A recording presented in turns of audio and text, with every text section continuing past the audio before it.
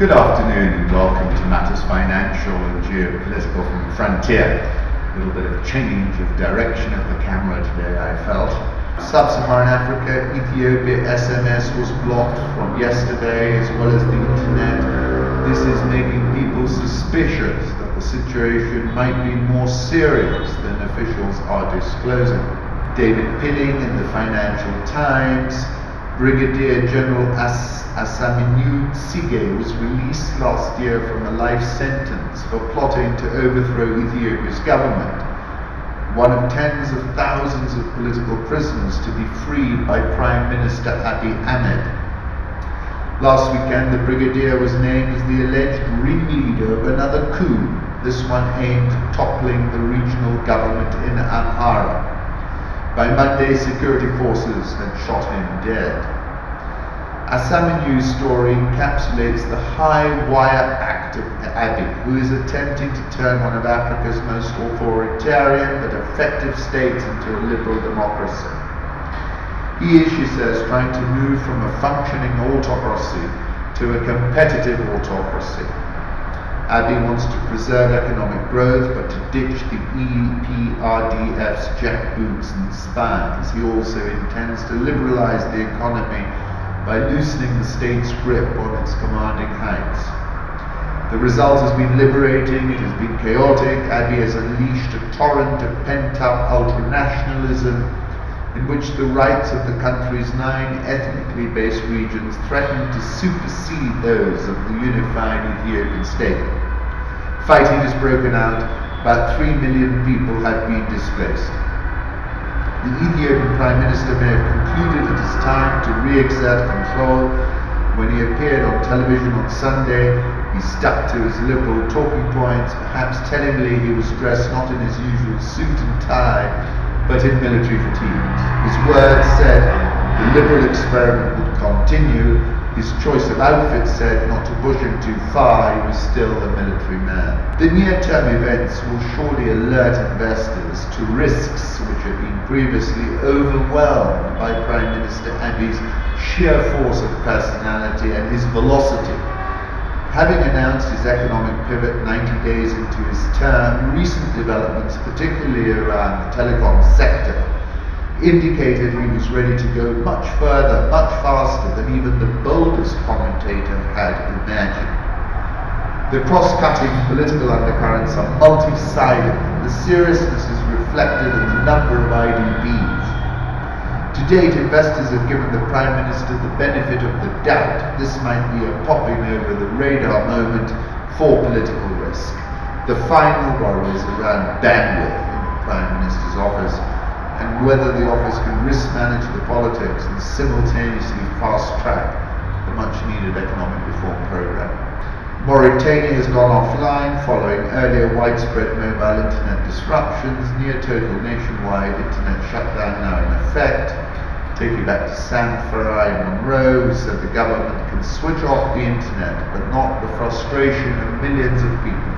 So Sudan, Ethiopia and Mauritania switched off.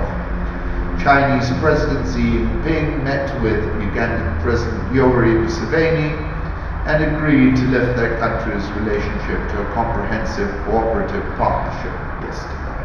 The original Zimbabwean dollar was abandoned just over a decade ago when annual inflation had reached 89.7 sextillion%.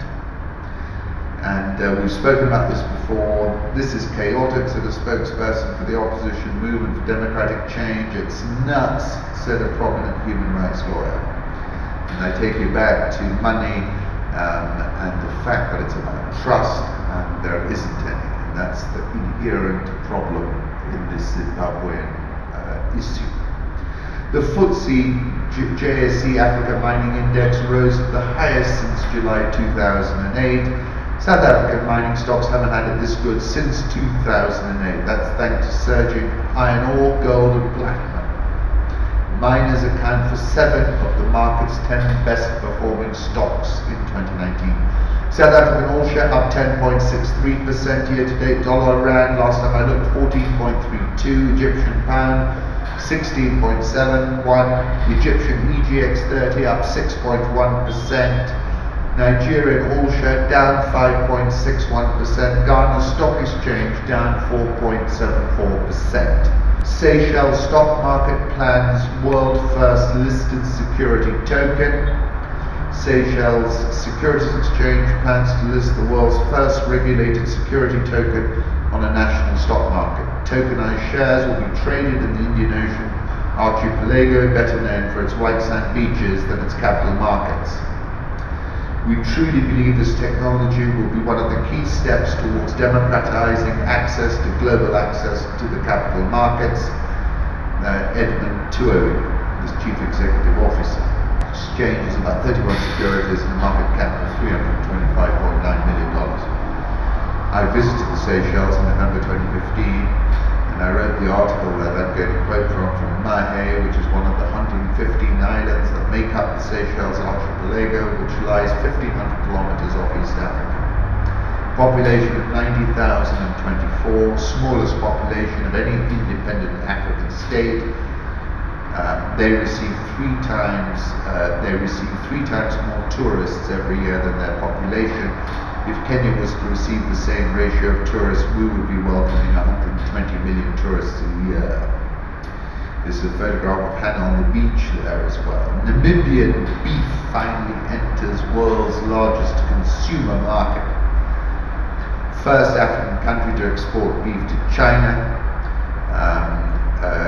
Saying the significance of the arrival of this first batch is more than just adding another high quality ingredient to Chinese plates. It marks the success of the two countries and the realization of win-win cooperation and happiness for all, featured in the vision of Sino-African community with a shared future.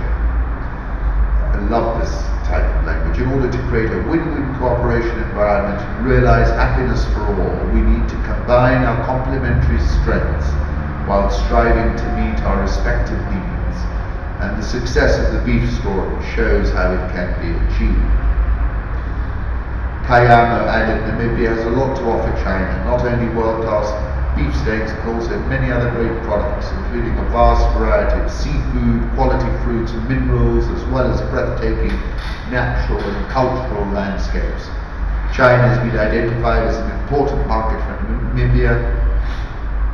Imports 6.5 million tons of beef, 250,000 tons of mutton, 2.3 million tons of pork, and 1.7 million tons of chicken per annum. That's interesting. Botswana stock market to list, government to cede control, 80% owned by the state. We want a diverse shareholding, reducing government to far less than 50%. Wants to tap more of about $8 billion of pension and private sector funds available in Botswana. Currently 70% of Botswana's savings are invested externally, so that's incredible.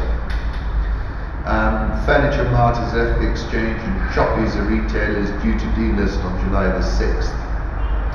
Tanzania has tightened its currency controls with new regulations on FX bureaus in what authorities say is an ongoing fight against money laundering and currency speculation. Licenses of around 100 bureaus have been revoked. Andrew Philip Bainbridge, who served as Group Chief Executive Officer of SBM Holdings, has resigned, according to a memo sent to staff. SBM runs Fidelity Bank's old business and Chase Bank. Kenya government, oil firms Tullow, Total and Africa Oil have signed agreements for the development of a 60 to 80,000 barrel per day crude oil processing facility, and they've signed heads of terms for the pipeline as well. US Ambassador, Kenya needs a larger, less costly baseload of power first. Coal is the cleanest, least costly option. Investors will come. A lot of debate about that because it's going to be in Lamu. Our goal of achieving 500,000 affordable houses by 2020 will require about $13 billion in financing. We're calling upon investors to support this noble cause.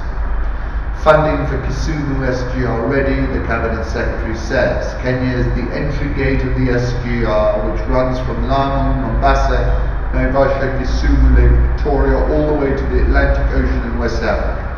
However, Kenya cannot develop on its own because it will not be viable due to the fact that 30% of the cargo from Mombasa is on transit, of which 85% goes to Uganda. There is need to harmonise the SGR with what countries in the region are doing. On the future of the SGR and its status, Kenyans need to show that Phase 2A is 98% complete and will be operationalised in September. Eventually the SGR will reach Kisumu and finally Malaba. Only timing has changed. Crown Paints has written off 908 million shillings of debt in its subsidiaries. Nairobi All Shares up 5.68%, NSE 20s down 6.52%. And if you want more of the same, do join us at 8 PM on Metropole TV. Once again, thank you for stopping by.